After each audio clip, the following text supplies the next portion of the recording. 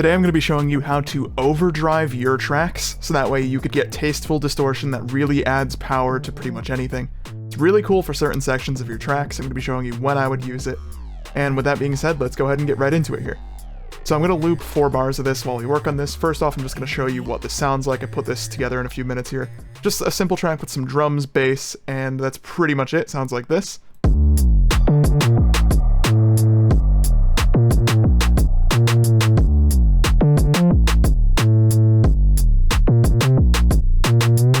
So it's a pretty cool beat here. I'm pretty happy with it so far, even though we just started.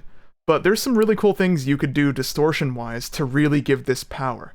Sometimes when you have a beat like this, you might want to purposely kind of overdrive everything. So that way it sounds like almost too powerful in a way, and there's really cool ways to go about doing this. We're actually going to be adding effects to our master for this. This isn't something I'd recommend you do in a final thing. If you actually want to keep this and it's not like just a demo purpose like this, you probably want to bust things together and make it where you could easily turn these off. But what we're going to do first off, the very first step is add an EQ. This is after all of our mastering, by the way. I'm just going to throw a clipper at the very end so things don't go above 0 anymore. But what we're going to do is add some bass boost. This is going to dirty up the sound quite a bit. This is not the only thing you're doing, so don't worry about that. But first off, just some bass boost. I'm actually using this as an effect because I'm going to be running this through saturation, and when you bass boost pre-saturation, you get some really interesting effects. If we pull back up Megascope so we could look at this, we actually need to put that on the bottom so that way it's after the clipper. See, this is just kind of maxed everything out. It's super harsh right now. This is tasteful distortion in a way. It's still pretty good, but that's not what we wanted to do entirely. After that EQ of some bass boost, we are going to add a saturator. I'm using FabFilter Saturn 2. You don't have to use this one. You can use anything you want. FL even has kind of a built-in one with Fruity Limiter that you could do. But what we're going to do from here is up the drive a bit, and you'll see what that bass boost does. So you see right now, we just have like the typical like distorted kind of meme sound. But let me demo what bass boost is doing here. So if we take it down, or if we actually get rid of bass, that's actually a way to kind of clean it up, but still get like the very distorted tone. But if you go kind of crazy with it, like boost the bass by like a ton, you just get like that dirty mud sound. But if you do this in moderation, you could get really neat effects with it. So I'm going to put it to about here, not too much, and we're going to mess with the different kind of presets we have within Saturn to get interesting sounds. So if you then run this through like guitar amp presets on here or something, you can get really interesting sounds like this, for example.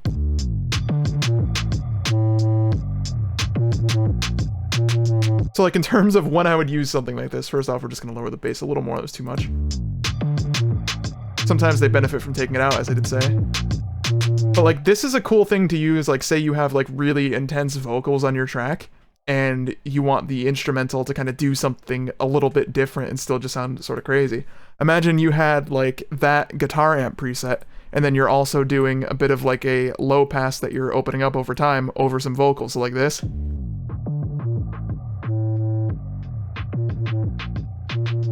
It's an interesting effect for sure, but from there we're going to go back into Saturn. The best way to do it, I've found, is if you go to the tape presets or tube and just kind of mess with different ones there. Broken tube is too much, but warm tube, it just crisps everything up, and you know, you're getting super bassy at this point, but everything is just flat and good, and it just adds like a form of power.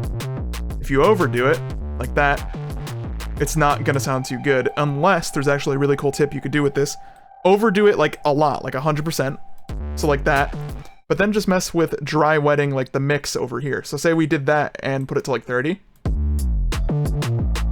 You just get like that crunch, but you're still getting the majority of like the clean signal. It just adds a bit of grit and dirt, which is really nice and something you'll often want with a track. Mess with some other ones as well.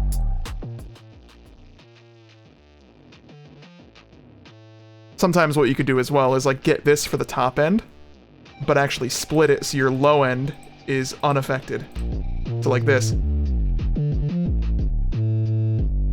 maybe get like our tops back in too because it's too dark.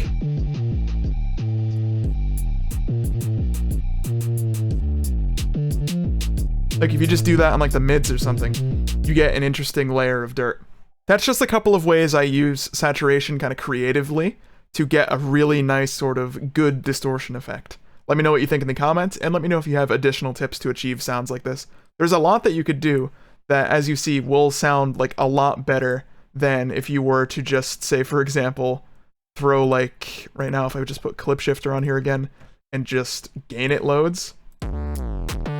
See, I don't think that sounds good at all, but if you do it kind of the way I've just showed, you get different results, and it's really nice. And of course, you want to have that as like a choice. You don't want to just overwrite what you're doing, because here I think the clean as well is really nice. That's a good thing to do, say, like later in the track, just to add some dirt to it. But again, let me know in the comments if you have any other tips for this. Drop a like on the video if it helped you out, and subscribe for more music production tutorials. Thank you for watching, and I'll catch you in the next one.